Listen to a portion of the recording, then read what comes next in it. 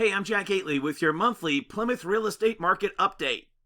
So it all starts with inventory, and our inventory remains in Plymouth for single-family homes very, very, very low. These are your February numbers. At the end of February, I got the notes here. At the end of February, we had a total of 39 listings on the market as of the end of February 2021.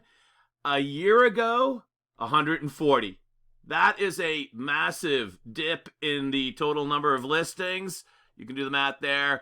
And I mean, it's just amazing. I mean, even 140, as I said last month, 140 is a paltry amount to begin with. It's not, it's a limited amount to begin with.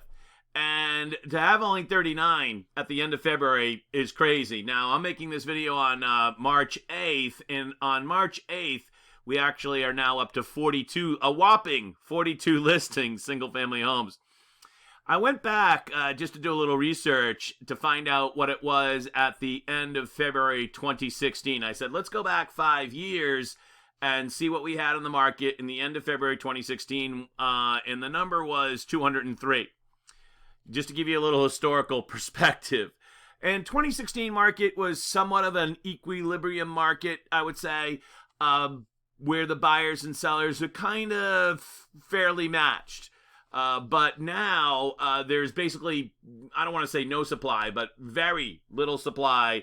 And the sellers are, wow, they are completely in control. And that's reflected in how quick you can sell your house here in Plymouth. Last month, the average days to market, days to offer, which is an incredibly important number. That's how many days you have your house on the market before you accept an offer. Last month, 29 days. You might remember in January it was 25. Those are really almost the same. 29 days, basically a month before you accept an offer. A little bit less than a month. A year ago, that was 130 days. I mean, your house sat on the market for months a year ago. This year, it sells in less than a month. That's reflective of the market because there's hardly anything on the market. It goes in the market, people see it, they get out there. Even in February, they're getting out there. They see it, they're like, whoa, there's nothing else to buy. Let's snatch this thing up. And people are selling it very, very quickly.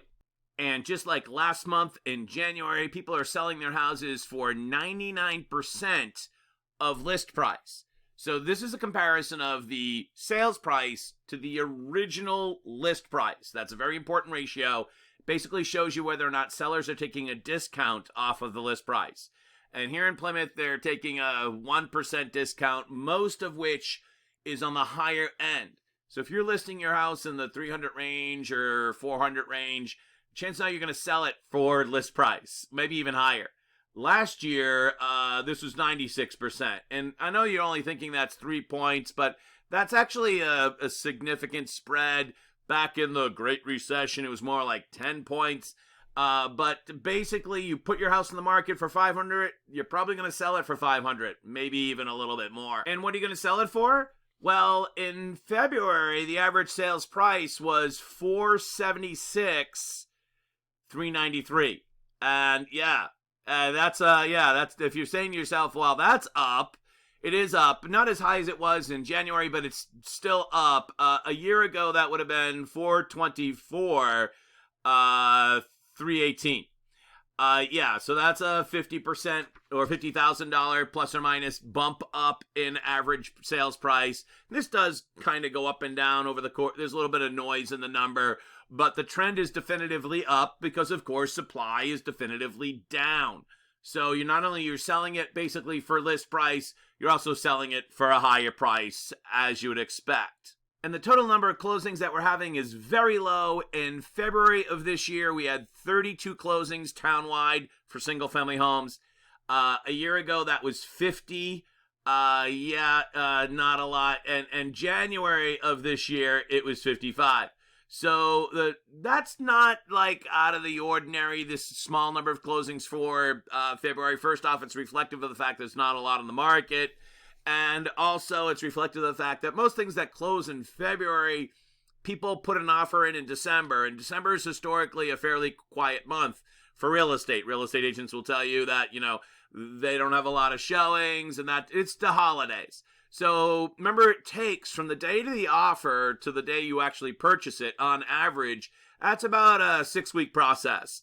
So, right. So these are people that made offers in the turn of the year, approximately. And there's not a lot of those. So this number's down. Now, looking forward is the real question. What is going to happen this spring? And as I said last month in our update, nobody really knows. Totally uncharted waters, this whole real estate market that we're in.